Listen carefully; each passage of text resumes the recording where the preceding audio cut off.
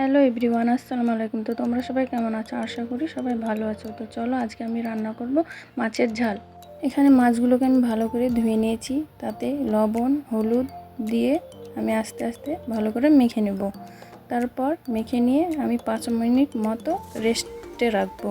তারপর এখানে আমি গ্যাসের উপর কড়াইটা দিয়ে দিলাম। তারপর কড়াইটাতে তেল দিয়ে আমি তেলটাকে গরম করে নেব।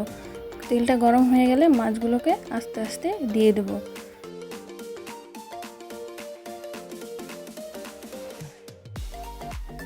তারপর মাছটা এক পিঠ হয়ে এলে আরেক পিঠে উল্টে দিব। এখানে মাছটাকে আস্তে আস্তে উল্টাতে হবে, কারণ মাছটা দেখতে হবে যেন মাছটা ভেঙে না যায়।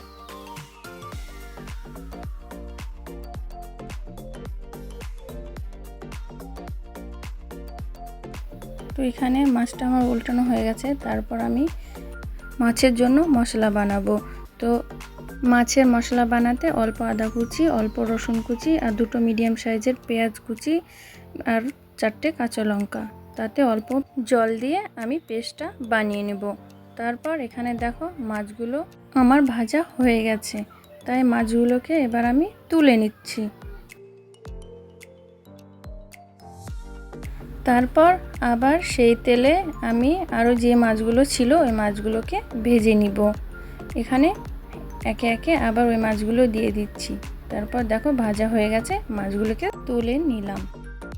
তারপর অল্প মাছের ডিম ছিল, তাই মাছের ডিমগুলোকে আমি বড়া করে নিব। তাই আমি মাছের ডিমগুলোকে অল্প অল্প করে দিয়ে দিলাম।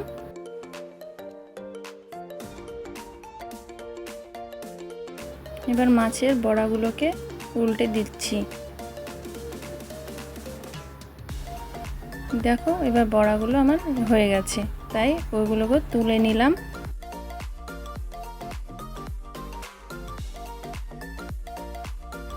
তারপর ওই কড়াইয়ে যেইটুকু মাছের তেল ছিল ওই তেলে আর একটু তেল দিয়ে তাতে অল্প কালো জিরে আর 2টো পেঁয়াজ কেটে রেখেছি, ওই পেঁয়াজগুলো দিয়ে দিব। তারপর পেঁয়াজগুলোকে ভালো করে নাড়াচাড়া করে নেব। তারপর পেঁয়াজগুলো যখন হালকা ভাজা হয়ে যাবে, তারপর আমি তাতে মশলা বেটে রেখেছিলাম ওইটা দিয়ে দেব। তারপর মশলাটা দিয়ে এখানে ভালো করে মিশিয়ে নেব।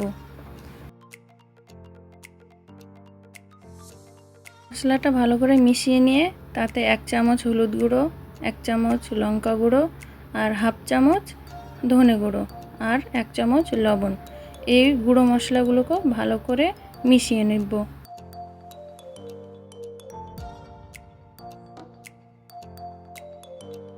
তারপর দেখো মশলাটা অনেকটা লাল হয়ে গেছে, কারণ আমি ঝাল করার জন্য লঙ্কা গুঁড়োও দিয়েছি, আবার কাঁচা লঙ্কাও ইউজ করেছি।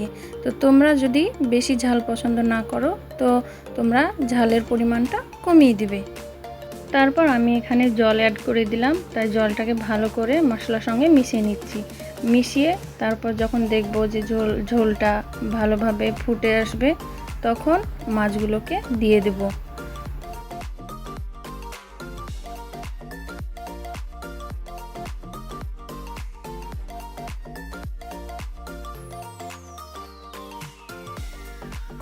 এখানে মাছগুলো ভালো মতো ফুটে গেছে।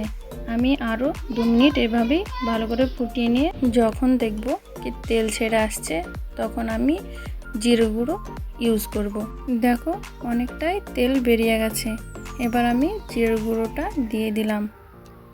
তারপর আমার মাছের ঝাল রেডি। এবার আমি নামিয়ে নিচ্ছি। তো ভিডিওটা ভালো লাগলে অবশ্যই লাইক কমেন্ট অ্যান্ড শেয়ার করে দিও। অ্যান্ড যারা যারা আমাকে ফলো করোনি তারা আমাকে ফলো করে দিও। তো আজকের মতো এইটুকুই, টাটা।